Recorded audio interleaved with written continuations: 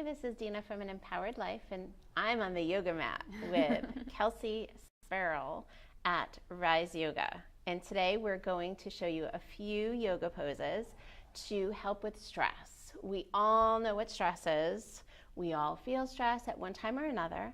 So we wanted, with the help of Kelsey, to be able to learn a few poses that we can use anywhere we are to help release some stress and reduce some stress. Yes. So thanks, Kelsey. Don't we all want that? Yes. So I'm just going to take you through a few poses. Okay. Really focusing on relieving tension in the areas where we carry a lot of our stress. So two big areas: shoulders, upper back, and hips, actually. And hips. Yes. We store a lot of stress in our hips. Okay. Sometimes yoga teachers call the hips the junk drawer of the body. So to get started, we're actually going to start with a short meditation. Okay. Every yoga class usually starts with just a few minutes to really center ourselves and connect with our breath. Okay. So you can come to your back. And I also want to just say quickly that this is a little snippet of what you can expect at Rise Yoga with Miss Kelsey. Yeah. Awesome.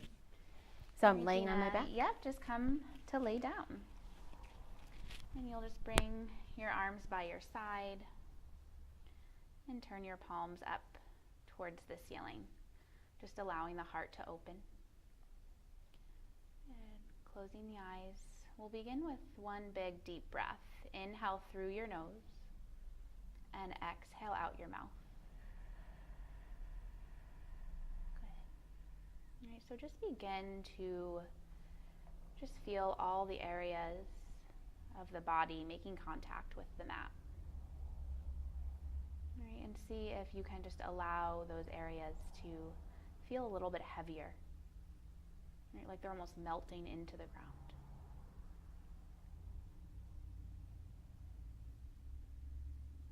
Right, and you just start to notice the breath.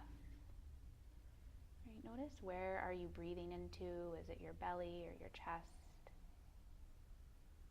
Right, can you even notice the temperature of the air coming in and out of the nose?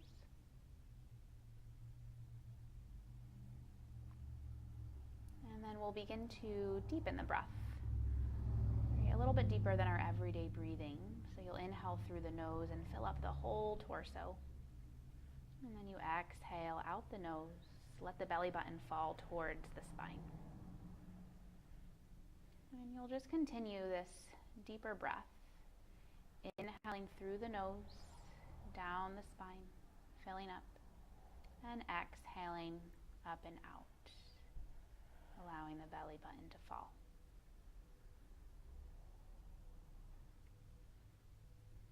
And we really just become this observer of the breath, right? Like you're just watching the breath come in and out.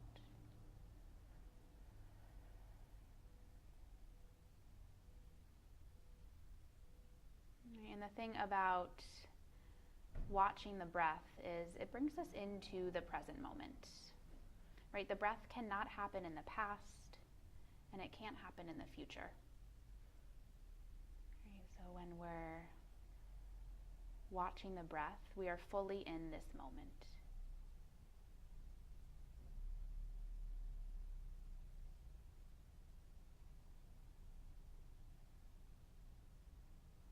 We'll just take a couple more deep breaths.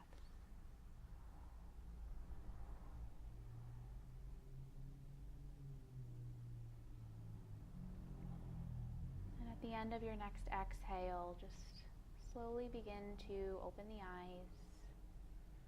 And you can just take the arms overhead and take a full body stretch, right? Like we're re-waking up for the day.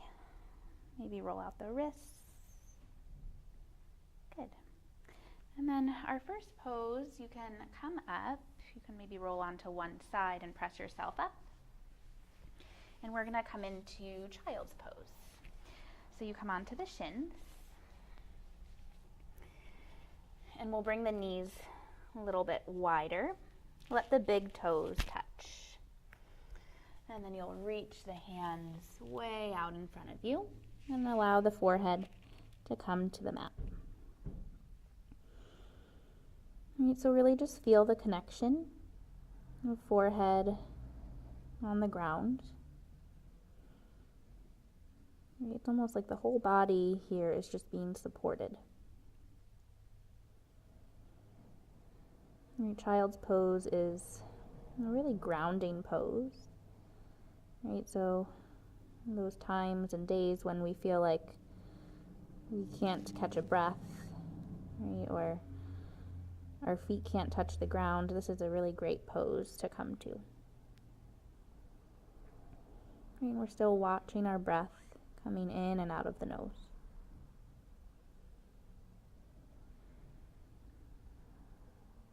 And you can stay in child's pose for about a minute. Just allowing the hips to melt towards the heels. Trying to relax the shoulders and move the shoulders down away from the ears.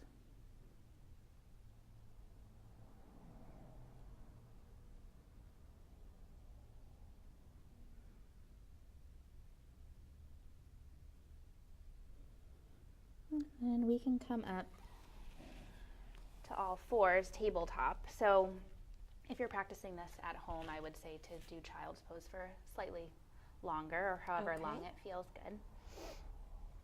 So our next pose, we're just going to come up into a forward fold. And we can transition into that by coming into down dog, because you can't really have a yoga sequence without down dog. Okay. So you'll tuck the toes, move the knees back a couple of inches behind the hips. Spread all 10 fingers wide. And then you're going to press into the feet and lift the hips up. So it's almost like you're the letter A. Your hips are the highest point. And really try to relax the head. Your heels melt down towards the ground.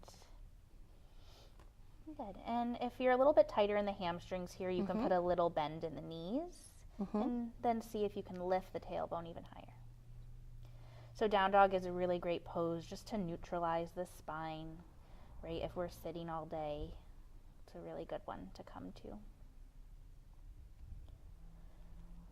And then we're just going to slowly take a walk to our hands. Right, and again, keeping that little bend in the knees if the hamstrings are a little bit tighter.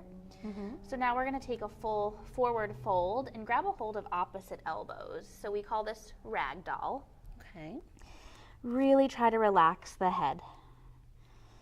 Right, and you just make the entire upper body weightless. You can sway right to left.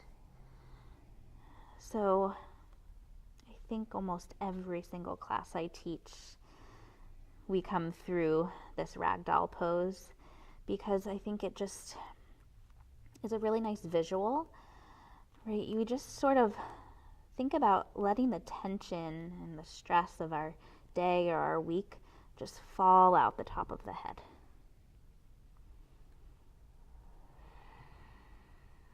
And the back of the thighs are lifting up. Right, and again, releasing the head and the neck. Right, sometimes in yoga poses, we'll realize that we're sort of holding tension or tightening up in areas we didn't even realize. Right, and a lot of times that's around the neck and shoulders.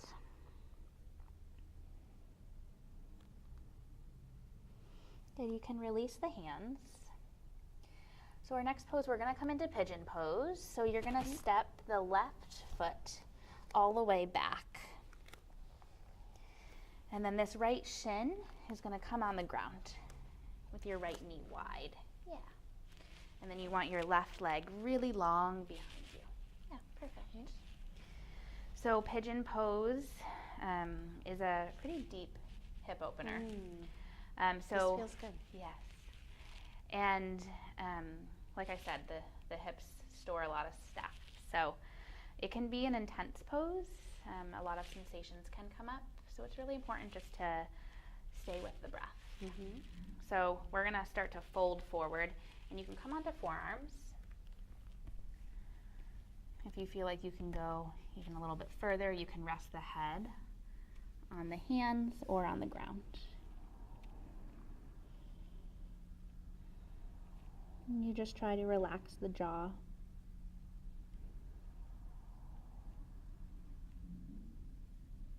And really come back to the breath. Right, watching the breath come in and out. Right, when we go through these poses that we hold for a little bit longer, the thoughts easily start to creep back in. Right, and usually those thoughts, right, are sort of thoughts from past or future. So when we take our attention back to the breath, we come back into the present moment.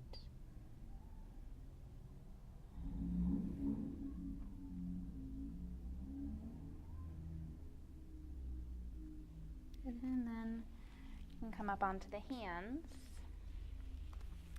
And again, that one you can hold for a little bit longer if you're doing it at home. You're going to tuck the back toes. Yeah, I was wondering, how do we get out of this? Yes.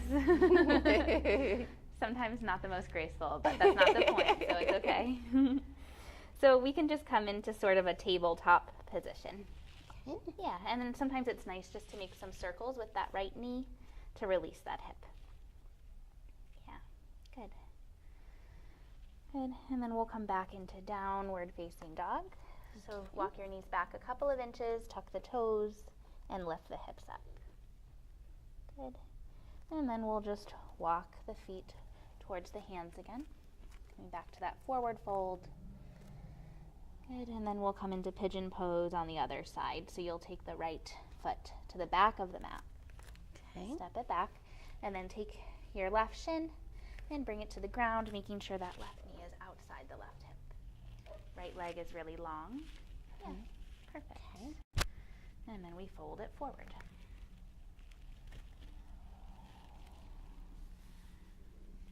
Okay. Right, just starting to settle in and right, noticing any difference from one side to the other. Right, as humans, we oftentimes have imbalances, right? So just being aware of that.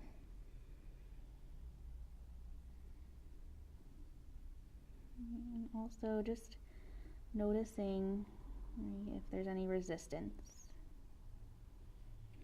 Really try to rely on the breath, right, to work through that resistance.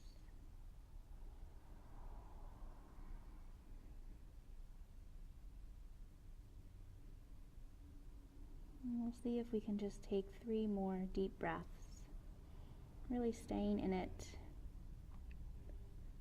right, noticing any tendency to want to distract by fidgeting, right, or thinking.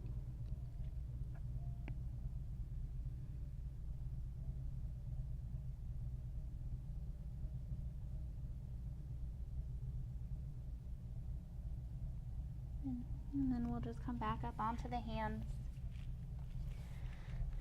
And gracefully or not so gracefully, come back onto all fours. And just release that left hip by making some circles with the knee. Good. All right, so one last pose. Okay. We'll come back down onto our backs. Okay. So you can bring the legs straight out. And then we'll come down into a reclined position. And then we're going to take both feet up towards the sky. Yeah, arms can come by your side. So this is called waterfall. Right, it's sometimes nice to do this also against a wall. Right, but it's really nice because it's sort of reversing, right, the blood flow, reversing the effects of gravity. So it's really rejuvenating for the legs, and it helps with circulation. And it also can bring up some sensation in the legs, which is normal, right? But when sensations arise in yoga poses, we can sort of learn about our reaction to stress. Right, so just trying to breathe through it.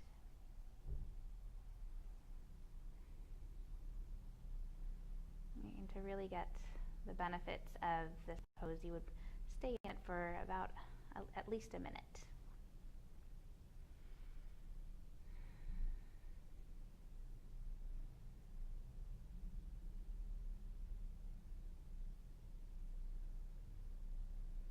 And then we'll just slowly take our knees down into the chest.